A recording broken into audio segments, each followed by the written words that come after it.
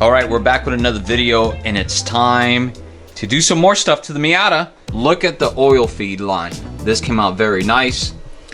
I put this little insulator here. I added this to the oil line, the feed line, and it's basically just to stabilize the line. I don't want it shaking when we're going down the road and vibrating all over the place.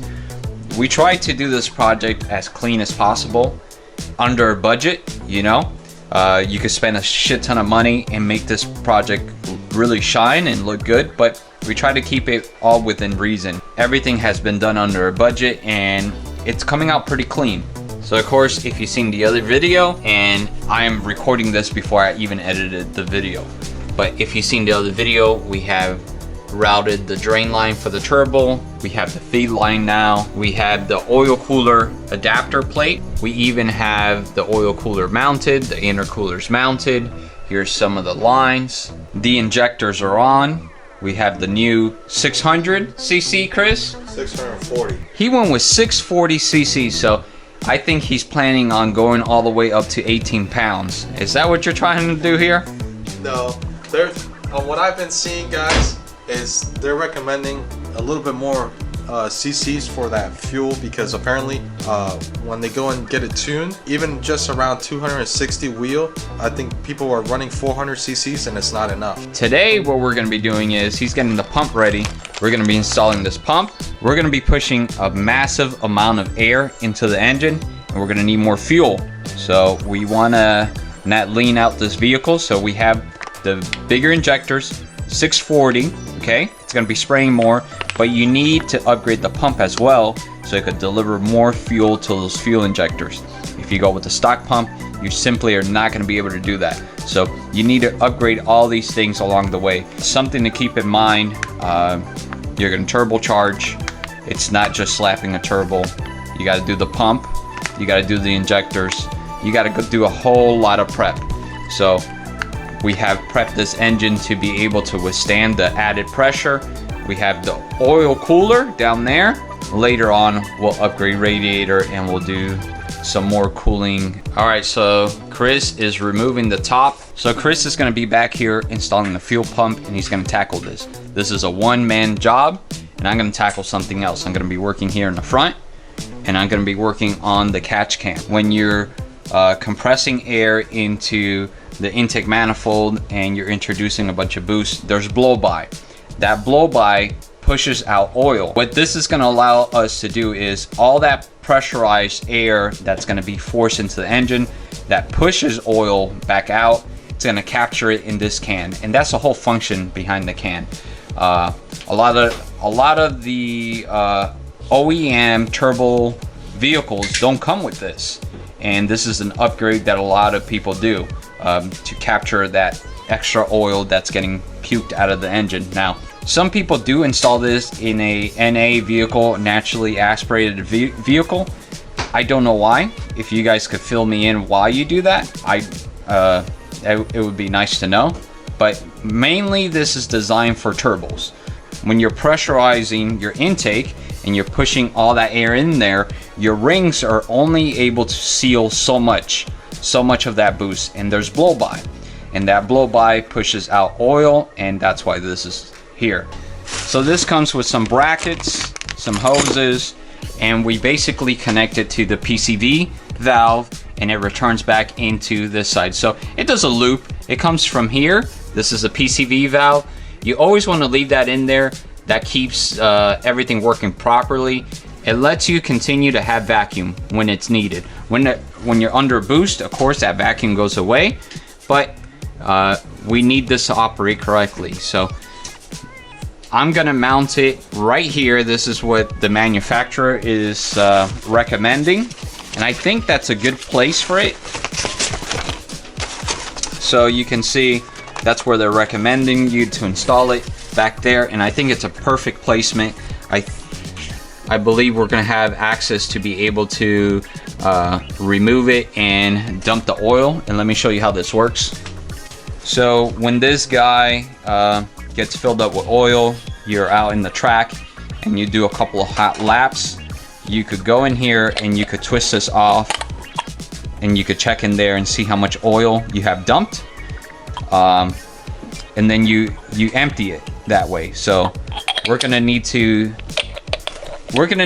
be able to have access to dump this somehow and unscrew it. So I want to make sure I mount this out of the way where I'm not touching any of the components, and it'll be easy for us to empty out when we need to.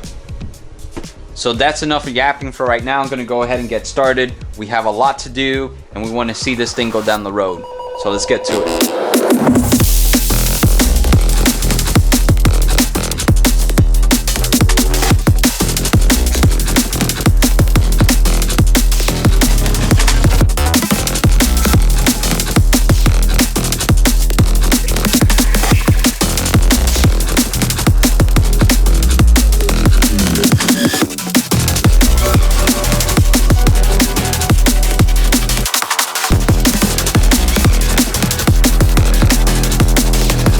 Okay, I have the catch can installed, but we're missing something.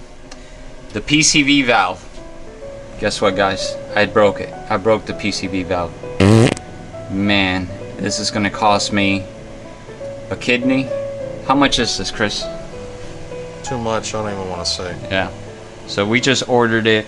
I think this compromises everything. This is gonna set us back 3 weeks now. So they have the part in stock. It's just it costs so much to replace it that's gonna push us back. All right, so he's installing the pump, and I'm gonna start to solder. Let me show you what I'm doing. So they do give you these butt connectors to connect the wires, but I'm not gonna do that. I'm gonna solder it. Let me show you. This is the part that connects to the fuel pump, and this is the wire that they gave us, and they want us to use these butt connectors. That's fine. You could use that if you like, but I'm gonna solder it. Ideally, what you would want to do is repin it, and let me show you what I'm talking about. So with a tool like this, you're able to release these pins inside here, and you have a different pin, and you crimp it down, and you just run the whole wire brand new. And that's probably what I should do, but we're not gonna do that because I was going through my tools and my crimping tool is missing. The person I lent it to never gave it back. So you asshole, whoever has my crimping tool, go f off. But back to the build. Ideally, that's what you would do. You would run a new pin, you would crimp it, and then you would stick this back in here, and then you'll have the whole wire is brand new, and it's a little bit bigger gauge wire. So that little bit bigger gauge wire is important because this is going to be drawing more amps. It's a bigger pump. There's going to be more amps, so we could have problems later on with it overheating and burning up the pigtail. So what we're going to do is install this for now, and later on we're going to just upgrade. So this is going to have to do for now, but I'm going to go ahead and solder this and get this going.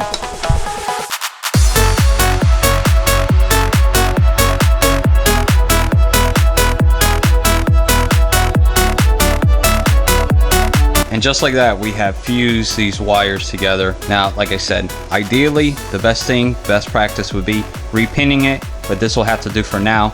We need to get this thing going. All right, so here we go. We got the new pump set up. Chris mounted the filter. He set up the pump. We got the wire in there. We have the pigtail. It goes up to here, and it's ready to go. We're ready to just drop it back in there. So I mean, we're almost done. Yeah. We have gauges, and that's pretty much it. That's pretty much it. And then the ECU. Yeah, the ECU. Oh, the ECU. Mega squirt. Yeah. $1,000. Oh. All right, we have Giovanni. He's gonna be doing some cutting over here for the exhaust pipe. This is gonna be used for the downpipe, the Miata. This is a leftover exhaust from Chris's Lexus. He had a Lexus, he had an exhaust on it. We removed it and now we're reusing it. So this part right here is gonna be for the downpipe. So he's gonna trim that right here. and hopefully he did what he's supposed to. If no, it's gonna be a ruckus. Let's see. Yeah, it's tight.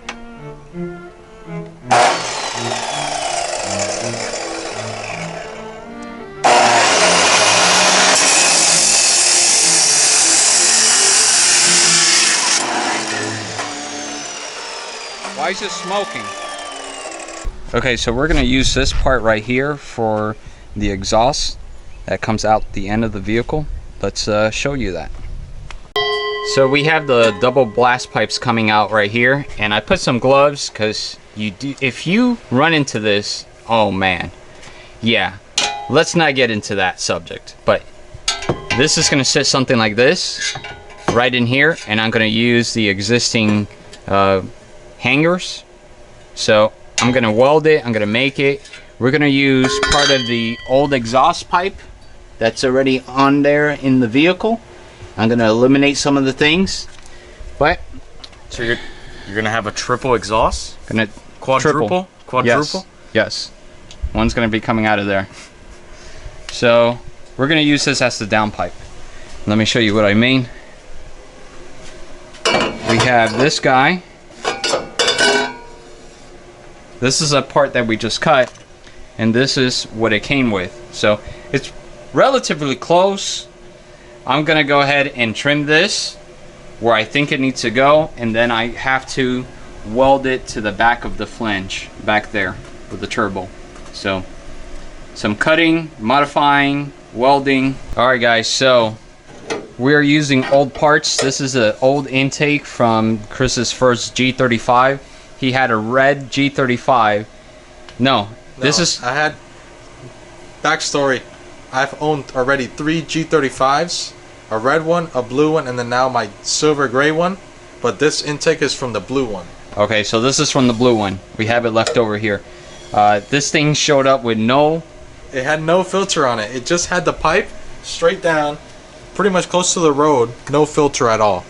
What? Yeah. So it was a crackhead. He was worried about the audio, how much bass it had. It's subwoofer. Yeah. So we have some leftover parts. We're gonna use it right here on the intake. I'm getting ready to trim this. Okay, so over here, Chris has in his hand the wastegate. Now, this is what dumps all the exhaust pressure out of the turbo, so it stops spooling. And right now it has a spring inside here rated for 8 psi. 8 psi. Okay, so we're just trying to figure out if it's gonna fit. We order this new down dump pipe right here. We ordered this brand new. It did not come with the kit. It just came with a flange and nothing else. So yeah, there's a lot that goes behind these turbo kits. It comes with missing parts, so we have had to piece a bunch of it together. It did not come with this line. It came with a different line. If you see my other video, the line before was going to go shoot straight up into the hood, so we ordered this one with a 90. But now we're going to try to figure out if this is going to work.